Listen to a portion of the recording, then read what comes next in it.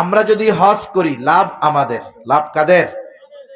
আল্লাহ তাআলা বলেন ইন্না আউওয়ালা বাইতিম মুদিআ লিন-নাসি লাল্লাযী বিবাক্কাতা মুবারাকান ওয়া হুদাল লিল আলামিন ফীহি আয়াতুম বাইয়িনাতুম মাকামু ইব্রাহিম ওয়া মান দাখালাহু কানা আমিনা ওয়ালিল্লাহি আলান নাসি হিজ্জুল বাইতি মান ইসতাতাআ ইলাইহি সাবিলা ওয়া মান কাফারা ফাইন্নাল্লাহা গনিয়্যুন আনিল আলামিন। আল্লাহ রাব্বুল আলামিন আগে ওই বাইতুল্লাহর পরিচয় করায়া দিচ্ছেন। ইন্না আউওয়ালা বাইতিম মুদিআ লিন-নাস লাল্লাযী বিবাক্কাতা মুবারাকান ওয়া হুদাল লিল আলামিন। মানব জাতির জন্য নির্মিত প্রথম ঘর যেটা বাক্কা তথা মক্কায় অবস্থিত। মুফাসসিরিনে কেরাম বলেন এটা হতে পারে মানব জাতির জন্য ইবাদতের প্রথম ঘর। আবার কোন কোন মুফাসসির বলেন যখন কোথাও কোনো নবী যায়, ওই নবী ওই এলাকায় যাওয়ার আগে নিজের ঘর তৈরি করার আগে ইবাদতের ঘর তৈরি করে। আমার আপনার নবী মক্কা থেকে মদিনায় হিজরত করেছেন, বলেন তো নিজের ঘর আগে বানাইছেন না আল্লাহর ঘর আগে বানাইছে? এই পৃথিবীতে সর্বপ্রথম যেই মানুষ আসছে সে কি আমাদের মতো পাবলিক না নবী? এই দৃষ্টিকোণ থেকে মানুষের বসবাসের হোক আর ইবাদতের হোক, এই দৃষ্টিকোণ থেকে পৃথিবীর সর্বপ্রথম নির্মিত ঘর হলো এই বাইতুল্লাহ, তথা এটা মক্কায় অবস্থিত। আল্লাহ তাআলা বলেন এটা হলো বরকতময়, এটা হলো বরকতময় ওয়া হুদাল লিল আলামিন, বিশ্ববাসীর জন্য পথ প্রদর্শক। আল্লাহ তাআলা বলেন ফিহি আয়াতুম বাইয়িনাতুম মাকামু ইব্রাহিম, ওইখানে আল্লাহ তাআলার অনেক নিদর্শন আছে।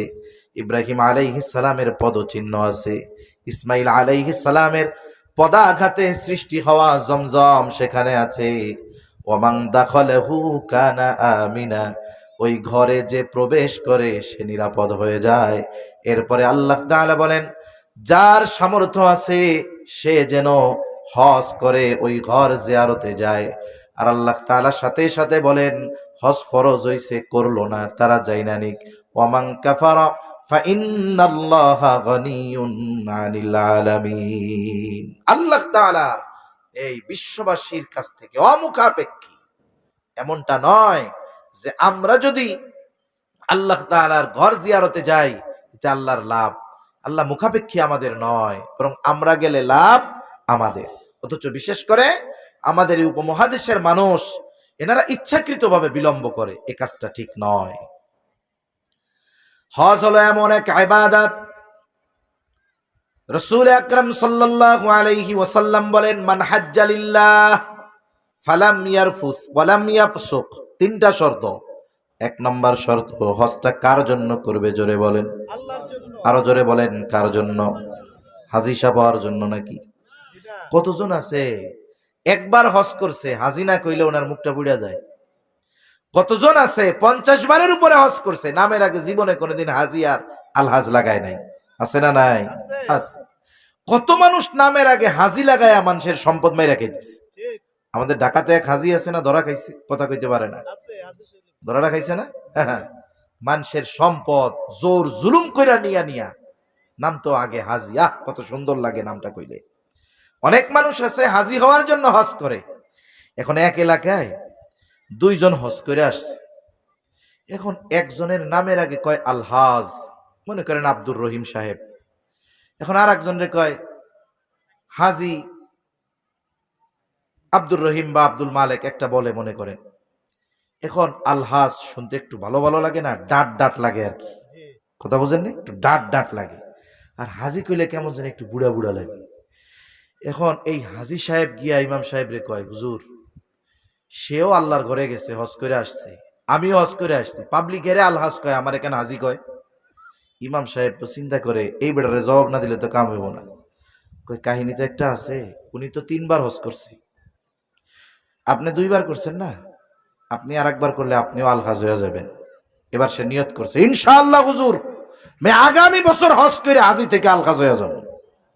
এখন এই হাজি থেকে আলহাজ হওয়ার জন্য ও যদি 1,00,000 বছর হায়াত পায়, প্রত্যেক বছর যদি হজ করে, ওই হজ কি আল্লাহর জন্য হবে? আল্লাহর জন্য হবে না। এজন্য 1 নাম্বার আল্লাহর জন্য হজ করতে হবে। এই বছরও আমাদের এক বুজুর্গ হজে গেছে, মধুপুরের পিসা হুজুর আব্দুল হালিম সাহেব। প্রত্যেক বছর আল্লাহ ওনাকে নেয়, সম্ভবত 48 বা 49তম বার ওনার হজে যাওয়া হবে। আমরা দোয়া করি আল্লাহ ওনারে আরো বেশি যাওয়ার তৌফিক দান করেন। হবিগঞ্জের এক বুজুর্গ মুহাদ্দিসে হবিগঞ্জি তাফাজ্জুল হক হবিগঞ্জি রহমাতুল্লাহি আলাইহি, ওনার এক প্রোগ্রামে সম্ভবত আমি শুনছি 55 না 56 বার ওই সময় বলছে, এরপরেও গেছে। আল্লাহ তাআলা তাকে নিছে, কিন্তু তাদের নামের আগে কোনোদিন আলহাজ দেখি নাই। অথচ অনেকে আছে একবার যাওয়ার পরে হাজি না বললে, আলহাজ না বললে তার মুখটা কালা হয়ে যায়, রাগ হয়ে যায় যে আমার হাজি কইল না কেন। তাহলে 1 নাম্বার শর্ত, হজটা কার জন্য? আল্লাহর জন্য। এখন হজ করে এসে কি করতে হবে? আল্লাহ তাআলা, আল্লাহর নবী বলেন, মান হাজ্জা লিল্লাহ ফালাম ইয়ারফুস ওয়ালাম ইয়াফসুক, কোন প্রকার অশ্লীলতায় জড়ায় নাই, কোন প্রকার পাপাচারে লিপ্ত হয় নাই।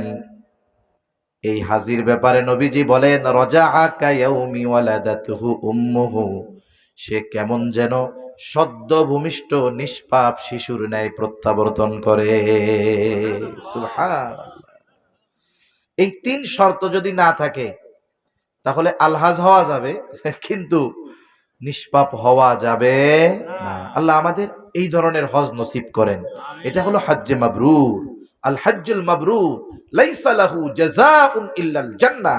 নবীজি সাল্লাল্লাহু আলাইহি ওয়াসাল্লাম বলেন, হজ্জে মাবরুরের প্রতিদান জান্নাত ছাড়া আর কিছু না। সুবহানাল্লাহ বলেন।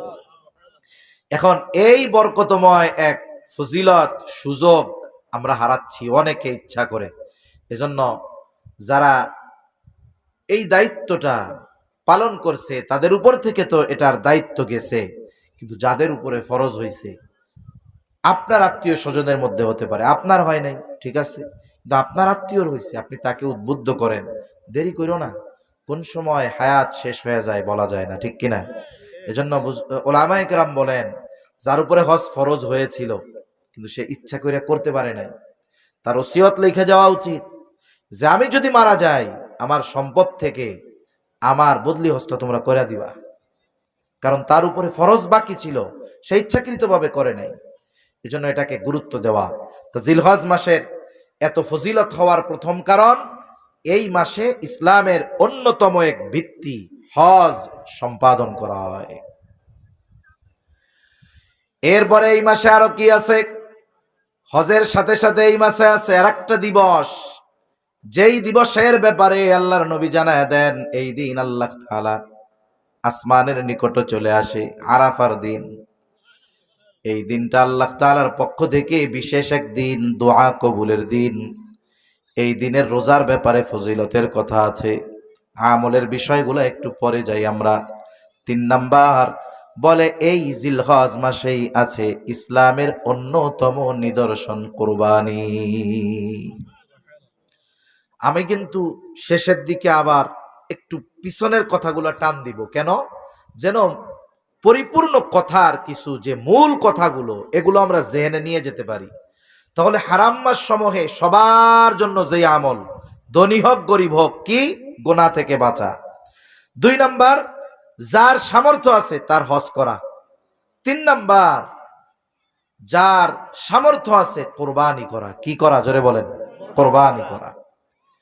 এই কোরবানি ইসলামের অন্যতম এক শিআর, কোরবানি ইসলামের অন্যতম এক নিদর্শন। আমার আগে যেহেতু মুফতি ইউনূস আহমদ সাহেব ভাইজান ফাজাইল মাসাইল নিয়ে বলছে, আমি ওই দিকে যাব না। আমি একটু কোরবানির ইতিহাসের দিকে যাব, কোরবানির অতীত নিয়ে কিছু কথা বলবো, যে এই কোরবানি কি শুধু উম্মতে মুহাম্মাদির উপরেই হইছে? না না। যেমন আল্লাহ তাআলা রোজা ফরজ করেছেন, রোজা শুধু উম্মতে মুহাম্মাদির উপরে ফরজ তা না। আল্লাহ তাআলা কোরআনুল কারীমে বলেন, ইয়া আইয়ুহাল্লাযীনা আমানু কুতিবা আলাইকুমুস সিয়াম কামা কুতিবা আলাল্লাযীনা মিন ক্বাবলিকুম লাআল্লাকুম তাত্তাকুন। আল্লাহ তাআলা বলেন, হে ঈমানদারেরা, তোমাদের উপরে রোজা ফরজ করা হয়েছে যেমনি ভাবে তোমাদের পূর্ববর্তীদের উপরেও রোজা ফরজ করা হয়েছিল, অনুরূপ ভাবে কোরবানির ব্যাপারেও আল্লাহ তাআলা বলেন, লিকুল্লি উম্মাতিন জাআলনা মানসাকাল লিয়াযকুরুসমাল্লাহি আলা মা রাযাকাহুম মিন বাহিমাতিল আনআম। লিকুল্লি উম্মাতিন জাআলনা মানসাকান, প্রত্যেকটা উম্মতের উপরে এই কোরবানি ছিল, তবে কোরবানির এখন যে পদ্ধতি সব উম্মতের উপরে এই পদ্ধতি ছিল না। কোরবান মানে কি? পরিভাষায় আমরা কোরবানি বলতে বুঝি আল্লাহর সন্তুষ্টি অর্জনের লক্ষ্যে পশু জবাই করা, এটা পারিভাষিক পরিচয় বলা যায়। কিন্তু কোরবান এটা দ্বারা উদ্দেশ্য হলো, মূল কথা হলো নৈকট্য অর্জন করা। এখন আল্লাহর নৈকট্য অর্জনের জন্য যাই করা হয় ওটাই কোরবানি। কারণ নামাজ পড়ি কেন? কার নৈকট্যের জন্য। দান সাদকা করি নৈকট্যের জন্য। এই দৃষ্টিকোণ থেকে আল্লাহর নৈকট্য অর্জনে যেই আমলই করা হয় সেটাকে কোরবানি বলা যায়। তবে এই পরিভাষায় আমরা যেটাকে কোরবানি বুঝি, যে আল্লাহর নৈকট্য অর্জনের জন্য নির্দিষ্ট দিনে নির্দিষ্ট ব্যক্তির নির্দিষ্ট পশু কোরবানি করা, আল্লাহর জন্য জবাই করা, এটাকে আমরা কোরবানি বলে চিনি। প্রত্যেক নবীর উম্মতের জন্য কোরবানি ছিল। এই কোরবানির ইতিহাস শুরু হয়েছে আদম আলাইহিস সালাম থেকে নিয়ে। আদম আলাইহিস সালাম থেকে নিয়ে কোরবানির শুরু। ওনার দুই সন্তানের মধ্যে যখন আল্লাহ তাআলা ওই সময় জোড়ায় জোড়ায় সন্তান দিতেন, একটা ছেলে একটা মেয়ে, এই জোড়ার ছেলে আর ওই জোড়ার মেয়ে, ওই জোড়ার ছেলে আর ওই জোড়ার মেয়ে, এইভাবে বিবাহ হইত। এখন আদম আলাইহিস সালামের দুই সন্তানের মধ্যে দ্বন্দ্ব লেগে গেছে। এক জোড়ায় দেখতে বোনটা কালো, আর এক জোড়ায় দেখতে বোনটা ভালো।